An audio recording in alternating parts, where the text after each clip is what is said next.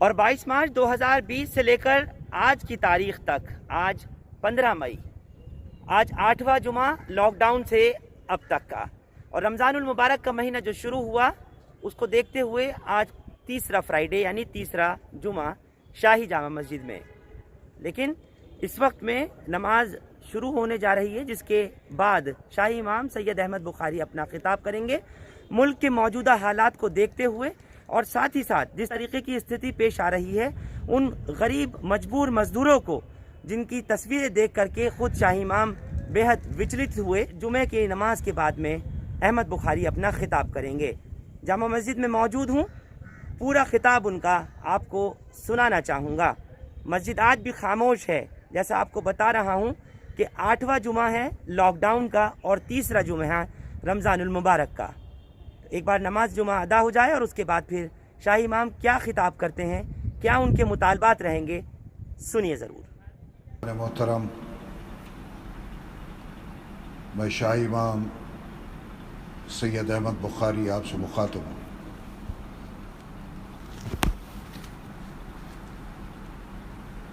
آج ہمارا ملک بلکہ پوری دنیا کرونا وائرس کی مہلک بیماری سے متاثر ہے. یہ ایک ایسی نازک صورتحال ہے جس کی تاریخ میں کوئی مثال نہیں ملتی. قرآن کریم میں اللہ رب العزت فرماتا ہے ان بطش ربک لشدید، یعنی تیرے رب کی پکڑ بہت سخت ہے. جب ہم سابقہ امتوں پر نظر ڈالتے ہیں تو یہ حقیقت عیاں ہوتی ہے کہ جو امت محمدی کے لیے راہ ہدایت ہے. اللہ تبارک و تعالیٰ نے مختلف اوقات اور مختلف علاقوں میں مختلف عذاب سے باغی اور سرکش قوموں کو تباہ و برباد کر دیا. لیکن یہ تباہی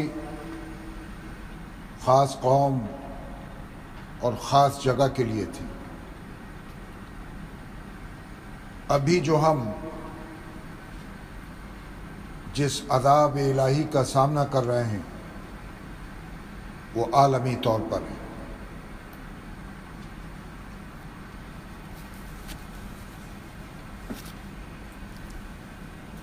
بزرگوں، نوجوان ساتھیوں،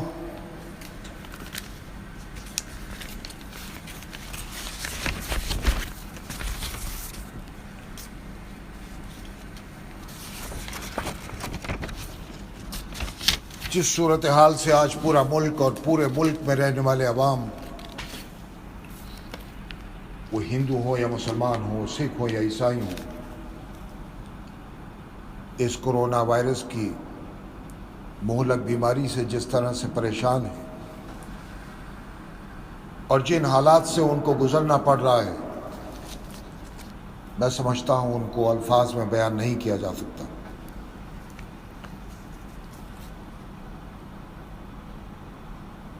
انسانی جانوں کو بچانے کے لیے لاک ڈاؤن پورے ملک میں لگایا گیا، اور یہ لاک ڈاؤن لگانا صرف حکومت ہند کے لیے ہی نہیں بلکہ پوری دنیا کی حکومتوں کے لیے مجبوری اور ضروری بن گیا. ایک ایسی مہلک بیماری جو دنیا میں پھیل گئی ہو، ہم نے ایسے حالات اور ایسے دل ہلا دینے والے مناظر اپنی زندگی میں کبھی نہیں دیکھے.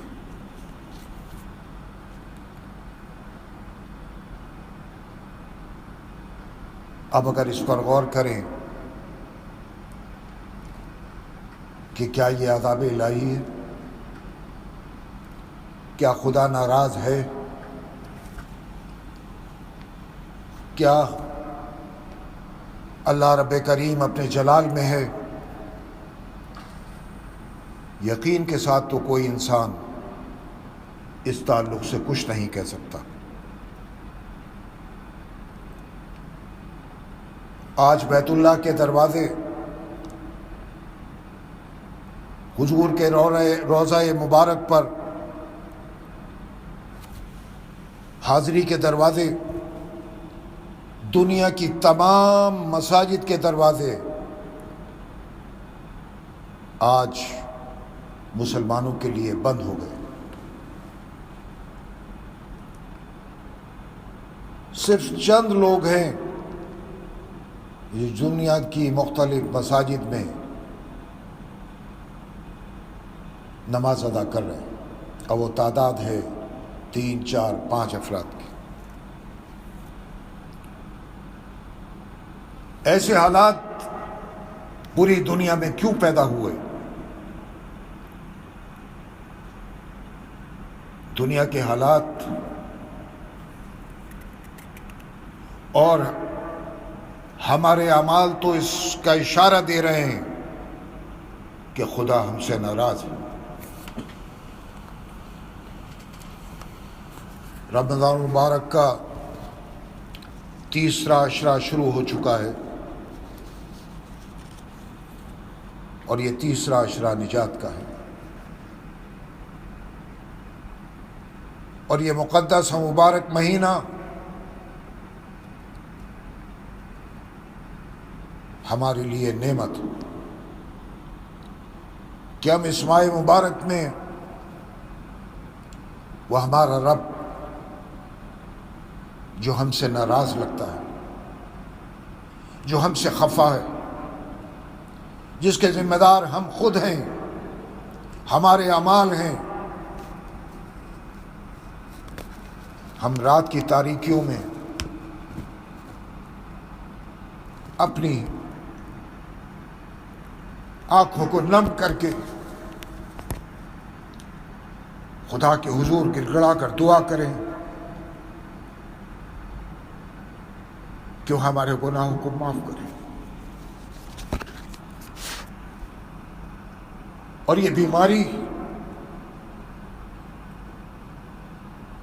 جو پوری انسانیت کے لیے، جو پوری دنیا کے لیے، پوری دنیا کے لوگوں کے لیے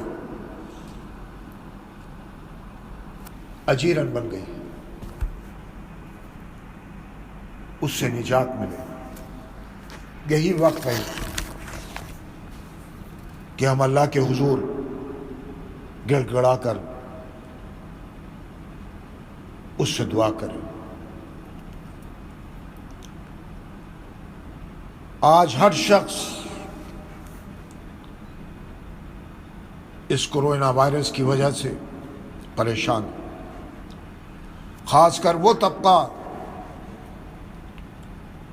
جو صبح کنواں کھودنا، شام کو پانی پینا، چاہے وہ رکشہ چلانے والا ہو، ای رکشہ چلانے والا ہو، ریڑھی پٹری لگانے والا ہو، چھوٹے چھوٹے خونچے لگانے والا ہو، کوئی دن میں لگاتا تھا، کوئی رات میں لگاتا تھا، اور اپنے بچوں کا پیٹ پال رہا تھا۔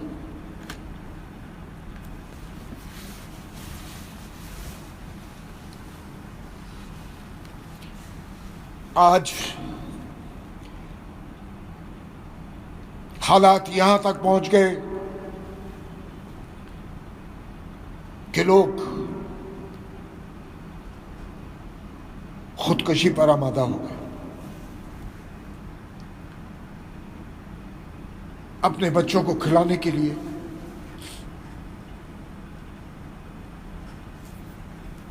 اور شیخوار بچوں کو دودھ پلانے کے لیے لاکھوں خاندانوں کے پاس پیسہ نہیں۔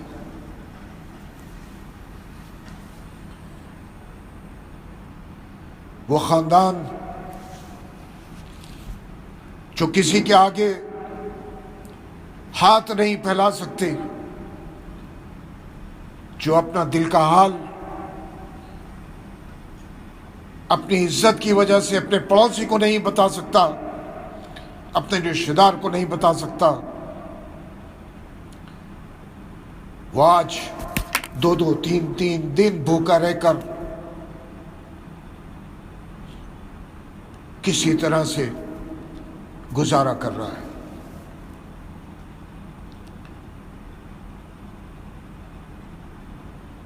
میں ایک واقعہ بتاؤں، میرے ایک عزیز نے بتایا کہ اس کا ایک دوست جو اس سے آ کر ملا، ایک اچھے گھرانے سے اس کا تعلق، آ کے بیٹھا افطار کے وقت، انہوں نے اس سے پوچھا افطار کے بعد کہ تم نے کھانا کھایا تھا؟ آنسو نکل آئے۔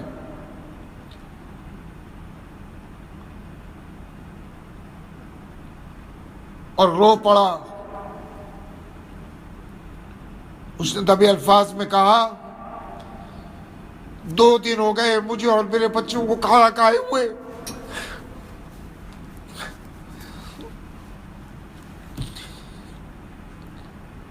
نہ معلوم لاکھوں ایسے خاندان اس ہندوستان میں ہوں گے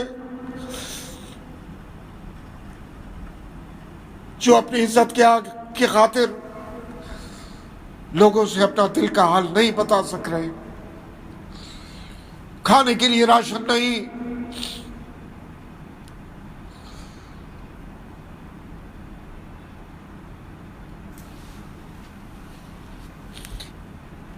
اس مہلک بیماری نے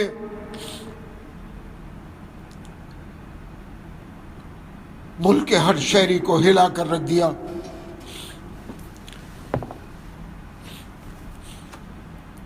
کچھ سمجھ میں نہیں آتا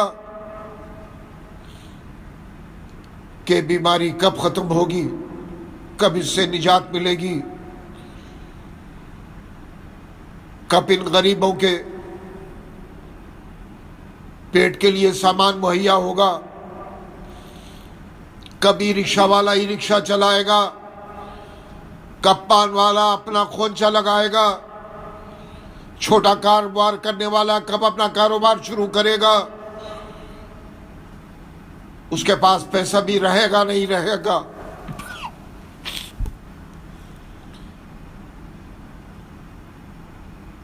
ہر شخص اپنے لیے نہیں اپنے بچوں کے مستقبل کے لیے پریشان ہے کہ میں کیسے ان کو پالوں گا۔ اس کے لیے ایک ایک دن، ایک ایک پل اس لاک ڈاؤن میں گزارنا مشکل ہو رہا ہے، لیکن مجبوری۔ اس لاک ڈاؤن کو اگر فوراً ختم کیا جاتا ہے تو جس طرح یہ بیماری بہت تیزی کے ساتھ پھیل رہی ہے اور پھیلنے کے اندیشے جو WHO اور میڈیکل ایکسپرٹ بتا رہے ہیں کہ یہ بیماری جون اور جولائی میں زیادہ پھیلے گی، مجبوری ہے اس لاک ڈاؤن کو قائم رکھنا تاکہ انسانی جانوں کو ہلاکت سے بچایا جا سکے۔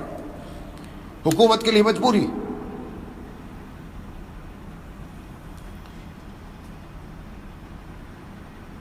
اور اسی کے ساتھ جڑا ہوا مسئلہ وہ ہے جو ریڈ زون جن کو قرار دے دیا گیا ہے۔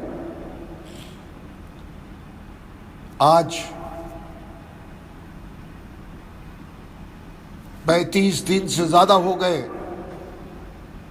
کچھ علاقوں کو جو ریڈ زون میں ہے، اور وہ حد سے زیادہ پریشان ہے۔ کوئی ڈائلسس کا مریض ہے، کوئی ہارٹ کا مریض ہے، کوئی کینسر کا مریض ہے، اس کے علاوہ بھی مختلف امراض ہیں لوگوں کے ساتھ، انسانوں کے ساتھ جڑے ہوئے۔ باہر نکلنا مشکل، باہر نکل جائیں تو اندر آنا مشکل، کوئی دوائی اس ریڈ زون ایریا میں مل رہی ہے، جو نہیں مل رہی تو باہر کیسے جائیں؟ ڈائلسس کے مریض کو ہر ایک دن کے بعد ڈائلسس کے لیے جانا پڑتا ہے۔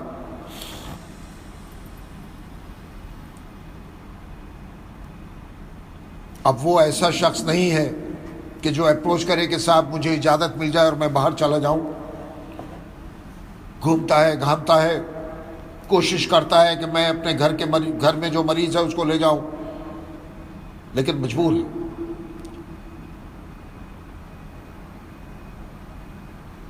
آج میں اپنے ایریا کی اگر بات کروں، چاندنی محل ایریا کی، وہ ریڈ زون میں 35 دن سے زیادہ ہو گئے۔ وہاں سے برابر فون آ رہے ہیں، میسیجز آ رہے ہیں، کہہ رہے ہیں کہ امام صاحب کچھ کیجئے خدا کے لیے۔ میں برابر متعلقہ جو محکمے ہیں ان سے ٹچ میں ہوں، آج بھی بات کی ہے۔ جو WHO کی گائیڈ لائنز ہیں وہ یہ ہیں کہ جو لاسٹ کیس اس کرونا وائرس کا ہوا ہے اس کے بعد سے 28 دن تک انتظار کرنا پڑتا ہے، اس کے بعد ریڈ زون کو کھولا جاتا ہے۔ آج تو 35، 36 یا 37 دن ہو گئے۔ میں ڈپٹی کمشنر اور ہیلتھ ڈپارٹمنٹ کے افسران سے یہ اپیل کروں گا کہ چاندنی محل ایریا میں جو دقتیں اس وقت ہیں اس پر غور کریں۔ اگر وہ یہ سمجھتے ہیں کہ اب وہاں کوئی کیس نہیں ہوا ہے اور اس کو ریڈ زون سے نکالا جا سکتا ہے تو جلد سے جلد کوشش ہونی چاہیے کہ وہ اس ریڈ زون سے باہر نکلیں اور جو دقتیں اور پریشانیاں ہیں وہ ان کی دور ہوں۔ لیکن اسی کے ساتھ اگر یہ کل یا پرسوں میں اس کو ریڈ زون سے نکال دیا جاتا ہے تو میں اس ایریا کے لوگوں سے خاص طور سے کہوں گا کہ ہیلتھ ڈپارٹمنٹ کی جو ہدایات ہیں اس پر عمل کرتے رہنا نہایت ضروری ہے۔ وہ ہمارے لیے ضروری ہے، وہ آپ کے لیے ضروری ہے، علاقے والوں کے لیے ضروری ہے۔ اگر ہم اس پر عمل نہیں کریں گے تو خدا نخواستہ یہ ہمارے لیے ہلاکت کا باعث نہ بن جائے، کیونکہ یہ وائرس ایسا وائرس ہے جو ایک سے دوسرے کو چند سیکنڈ میں لگتا ہے اور اس کے بعد مریض کا جو مرض ہے وہ اتنا بڑھتا چلا جاتا ہے کہ آخرکار لا تعداد لوگ موت کے منہ میں جا چکے۔ ہمیں بہت احتیاط رکھنی ہے اگر یہ ریڈ زون سے نکل جاتا ہے اس کے بعد بھی، اور خاص کر میں کہوں گا کہ عید قریب ہے اور عید کے موقع پر بھی ہمیں اس بات کا خیال رکھنا ہے۔ ابھی نہیں معلوم کہ عید پر کیا صورتحال رہے گی، یہ تو جب کل یا پرسوں میں جب ہدایت آئے گی تو معلوم ہوگا، جو نئی ہدایت جاری ہوں گی۔ لیکن ہمیں سڑکوں پر جو تعداد ہے اس کو نہیں بڑھانا، ضروری کام سے ہی نکلنا ہے۔ لوگوں کے گھروں میں جانے سے احتیاط پر رکھتی ہیں، ہاتھ نہیں ملانا، گلے نہیں ملنا۔ خدا نخواستہ اگر کسی کو کرونا وائرس ہے، وہ اس وائرس کے مرض میں مبتلا ہے، تو کہیں آپ اس سے متاثر نہ ہو۔ یہ احتیاط ہمیں مستقل قائم رکھنی ہے اس وقت تک جب تک کہ یہ کرونا وائرس اس ملک سے ختم نہ ہو جائے۔ اور یہ ایک لمبی جنگ ہے وائرس کے ساتھ۔ جیسے کہ ایکسپرٹ کی رائے آ رہی ہے، یہ وائرس ابھی ختم ہونے والا نہیں، ایک طویل وقت لگے گا، اور اس وائرس سے لڑنے کے لیے ہمیں آپ کو ہمیشہ تیار رکھنا ہے۔ یہ ایک جنگ ہے اور اس کا مقابلہ جب بھی ہو سکتا ہے جب اس کا ہتھیار ہمارے پاس آئے، اور وہ ہے ویکسین جو ابھی تک نہیں بنی، جس میں سمجھتا ہوں ابھی کئی مہینے لگیں گے. یہ ویکسین آنے کے بعد میں سمجھتا ہوں اللہ کی ذات سے یہ توقع رکھتا ہوں کہ یہ وائرس اس کے بعد یہ آہستہ آہستہ ختم ہوگا. فی الحال تو یہ وائرس مستقل بڑھتا جا رہا. دوسرے ایک اہم چیز اور میں عرض کرنا چاہتا ہوں جو میں سوشل میڈیا پر جو ویڈیوز دیکھ رہا ہوں وہ دل ہلا دینے والی. جو انسان ان تصویروں کو دیکھ لے گا یا جس نے دیکھی ہیں دوبارہ اس تصویر کو نہیں دیکھ سکتا.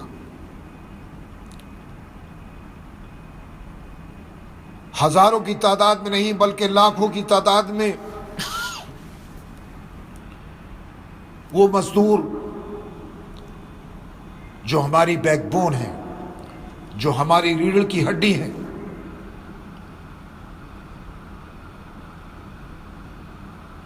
وہ پلائن کر کے چاہے وہ دہلی میں ہوں، دہلی سے بہار کے لیے، دہلی سے اتر پردیش کے لیے اور دہلی سے مختلف اور اسٹیٹ کے لیے پیدل روانہ ہو گئے. اور اسی طرح دوسری اسٹیٹ سے بھی یہ سلسلہ برابر جاری ہے. پرسوں ہمارے ایک عزیز رامپور روانہ ہوئے بائی کار. انہوں نے مجھے رامپور پہنچ کر فون کر بتایا کہ دہلی سے جو سلسلہ شروع ہوا ہے لوگوں کا تو رامپور میں پہنچ گیا، پیدل چلنے والوں کا سلسلہ ختم نہیں ہوا. اس میں بچے، عورتیں، نوجوان، بوڑھے سب لگاتار اپنے گاؤں، اپنی منزل کی طرف روانہ ہو گئے. ایک ایسا دل ہلا دینے والا منظر جو میں نے کل سوشل میڈیا پر دیکھا کہ ایک عورت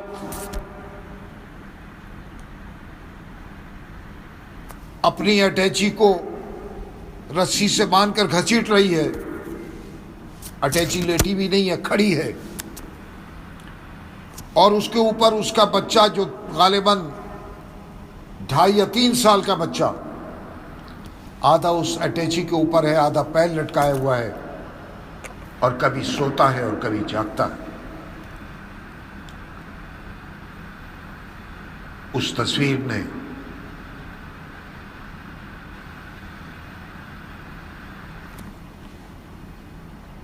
جو درد، جو تکلیف درد رکھنے والے انسانوں کو پہنچائی ہے، میں سمجھتا ہوں اس کو الفاظ میں بیان نہیں کیا جا سکتا. عورتیں سڑکوں کے اوپر بچوں کو جنم دے رہی ہیں، 2 گھنٹے 3 گھنٹے کے بعد پھر وہ اٹھتی ہے اور اسی حالت میں اپنی منزل کی طرف روانہ ہو جاتی ہے. چھوٹے چھوٹے بچے سائیکل پر اپنے باپ کے ساتھ بیٹھے ہوئے ہیں، آگے بچہ بیٹھا ہے، پیچھے بیوی ہے، اور وہ بیچارہ، اس کا شوہر اور اس بچے کا باپ اس سائیکل کو چلا رہا ہے جس کی منزل 1000 میل دور ہے، جس کی منزل 1500 کلومیٹر دور ہے. لیکن وہ یہ سوچتا ہوا اپنی منزل کی طرف رواں دواں ہوتا ہے کہ میں ہی تو ہوں جو کارخانوں کو چلاتا ہوں، میں ہی تو ہوں محنت کر کر ان دولت مندوں کے مکانوں کو بناتا ہوں، ان کو چھت مہیا کرتا ہوں. میں ہی وہ انسان ہوں کہ جو اپنی زمینوں میں کھیتی کر کر پورے ملک کو اناج مہیا کرتا ہوں.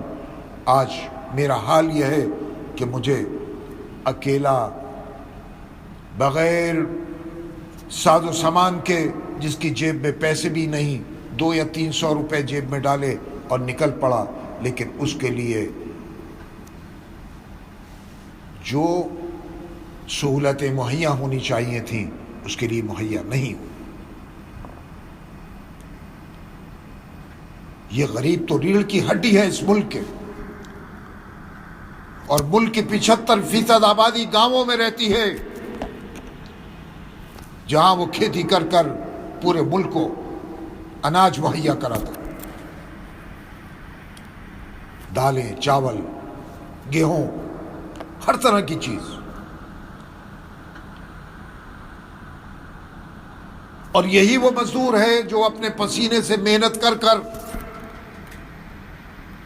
پورے ملک کو ہر طرح کی سہولت پہنچاتا ہے. آج اگر یہ مزدور نہ ہو، یہ کارخانے بند ہو جائیں گے، یہ مکانات، یہ بلڈنگیں بننی بند ہو جائیں گی. ہمیں سب سے پہلے ان غریب مزدوروں کو غریب مزدوروں کو سہولتیں مہیا کرانی چاہیے. میں ملک کے ہوم منسٹر اور ہیلتھ منسٹر، کیونکہ آج ملک کے جو حالات ہیں اس میں 2 ہی منسٹریز اہم ہیں کہ جو ان حالات کو دیکھ رہی ہیں اور فیصلے کر رہی ہیں، جس میں مین ہے ہوم منسٹری اور دوسری ہیلتھ منسٹری. تو میں دونوں منسٹریز کے منسٹرز مسٹر امت شاہ اور ہیلتھ منسٹر ہمارے ڈاکٹر ہرش وردھن، ان دونوں سے درخواست کروں گا کہ سب سے پہلے آپ پرائیورٹی پر ان مزدوروں کے لیے سنجیدگی کے ساتھ غور کیجیے.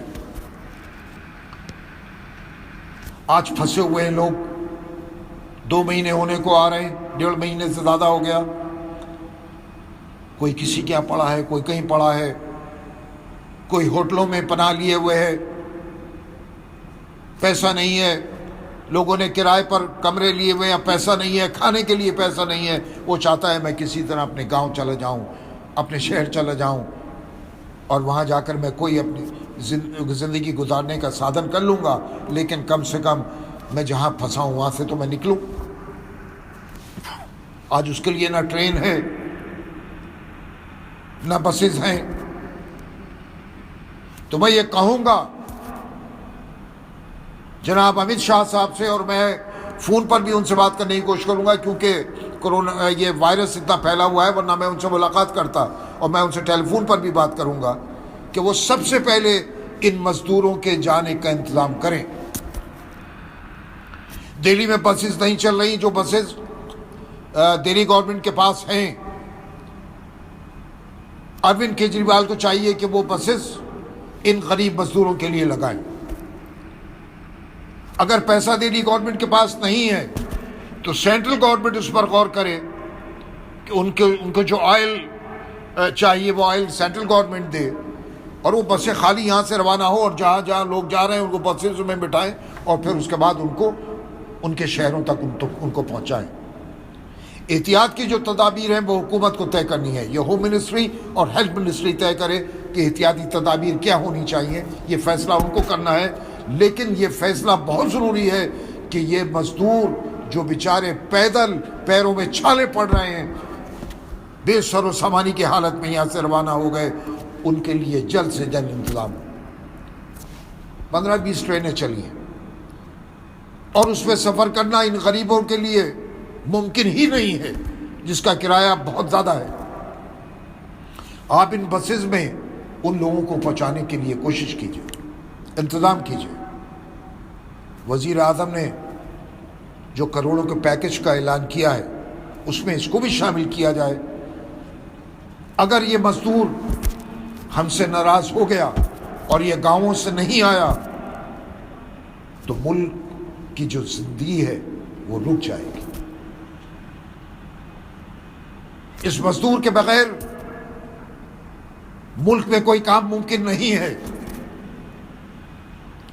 اور یہ جو مزدور جا رہا ہے یہ بھول جائیں کہ 1-2 سال سے پہلے یہ پھر شہروں میں واپس آئے گا. یہ اپنے گاؤں میں ہی چھوٹا کاروبار کر کر وہاں گزارا کر لے گا، لیکن یہ شہروں میں واپس نہیں آئے گا. اور اگر آئے گا تو 25% آئے گا، لیکن اس میں بھی وقت لگے گا. 75% گاؤں سے نہیں لوٹے گا. کہاں سے فیکٹریاں چلیں گی؟ کہاں سے کاروبار ہوں گے ان مزدوروں کے بغیر؟ کہاں سے ریسٹوران چلیں گے؟ کہاں سے ہوٹل چلیں گے؟ کہاں سے دوسرے کاروبار ہوں گے؟ میں نے کہا نا کہ یہ ریڑھ کی ہڈی ہے، یہ مزدور جو اپنے خون پسینے سے ہم کو ہر طرح کی سہولت فراہم کرتا ہے۔ تیسرا مسئلہ ہے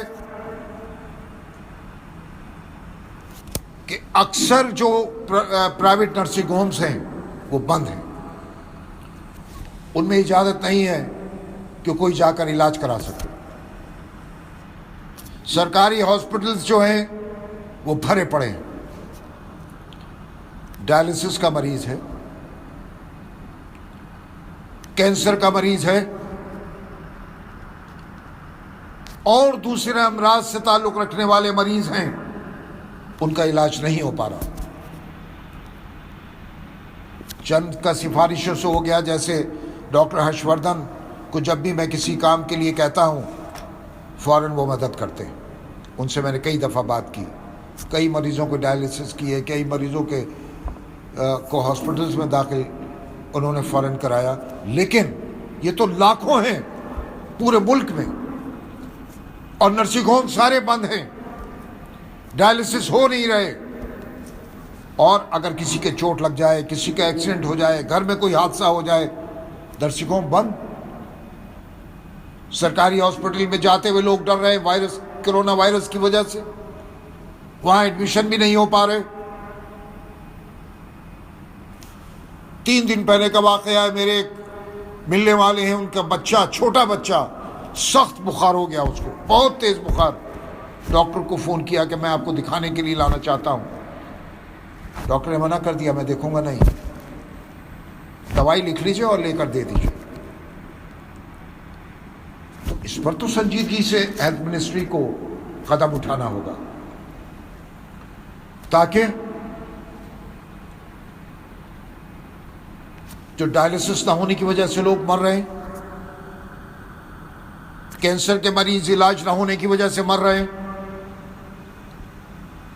گھر میں پڑا ہے، ڈاکٹر دیکھ نہیں رہا، ہاسپٹل میں جگہ نہیں ہے، پرائیویٹ نرسنگ ہوم بند ہیں، آخرکار گھر میں انتقال ہو جا رہا ہے۔